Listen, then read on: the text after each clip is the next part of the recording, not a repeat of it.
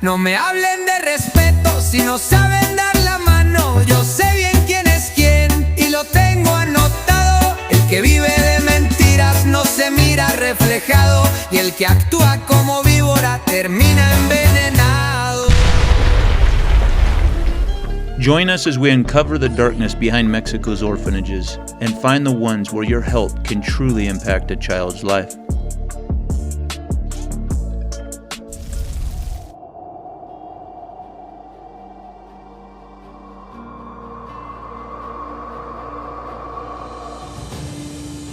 You might ask, why am I in the central part of Mexico? Why am I in the woods? Because this is where it started. This is where they tried to kill me. It was here on this very road that they tried to murder me 2.5 years ago. And this is the darkness I'm going to expose. The one that doesn't allow love to enter an orphanage. The one that doesn't allow us to get close to the children. The one that hides the abuse that's happening to them.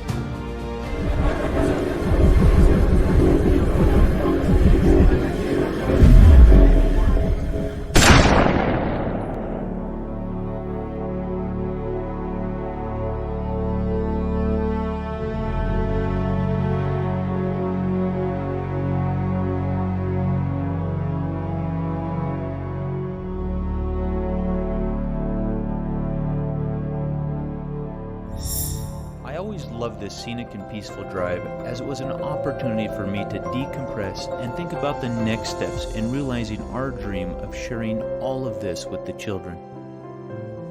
Marlene and I were talking about how beautiful and peaceful the mountains were during our drive back.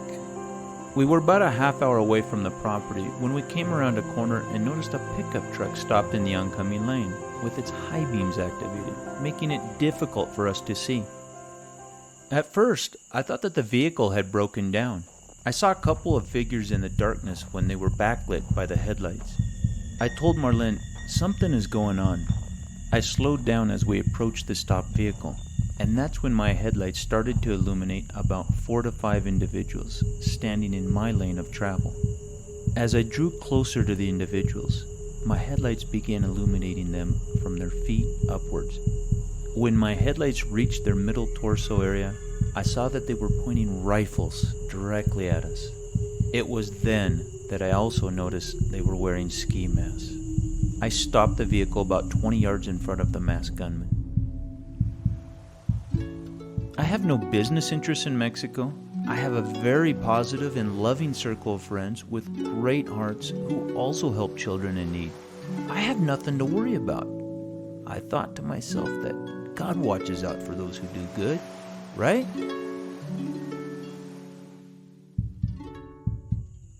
At that moment, as those thoughts raced through my mind at an incredible speed, I saw it. The flash. It was an immediate burst of light, followed by the unmistakable sound of a gunshot. In that instant, the peace and serenity that had surrounded me were stripped away like an invisible thief, robbing me of the most precious and invaluable treasure that we all hold on to so dearly. I realized that seconds and inches would determine whether we would live or die in the moments that were to come.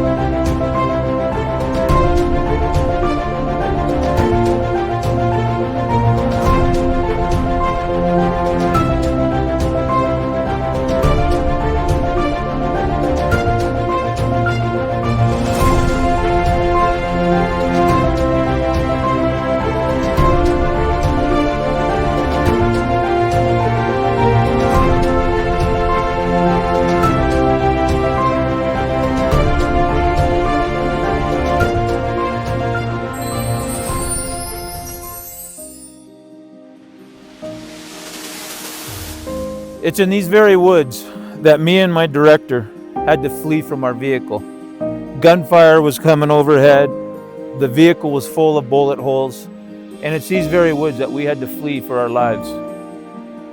Why? Why did this happen? Because there's a spiritual darkness in Mexico. There's a darkness that doesn't want the light to shine. That's why I'm still here. We're shining light into the darkness, no matter the consequences. To me, these woods represent so more than just trees and bushes. They represent a second chance for the children, because God saved me on that day. So here's my promise to you. I will do my best to illuminate what is happening in the orphanages, to what is happening to these children. I will do my absolute best to give you the best orphanages to support. If your heart wants to help and support these children, I will do my best to give you the best organizations to help. That's my promise to you. Hi, I'm Justin, founder of Voice of the Forgotten. I have over 15 years experience working with orphanages in Mexico. And I'm tired of what's been happening. I'm tired of what I've seen. And it's time it comes into the light. I'm going to expose the orphanages, the people who run them, and the government that allows it. Stay tuned for more.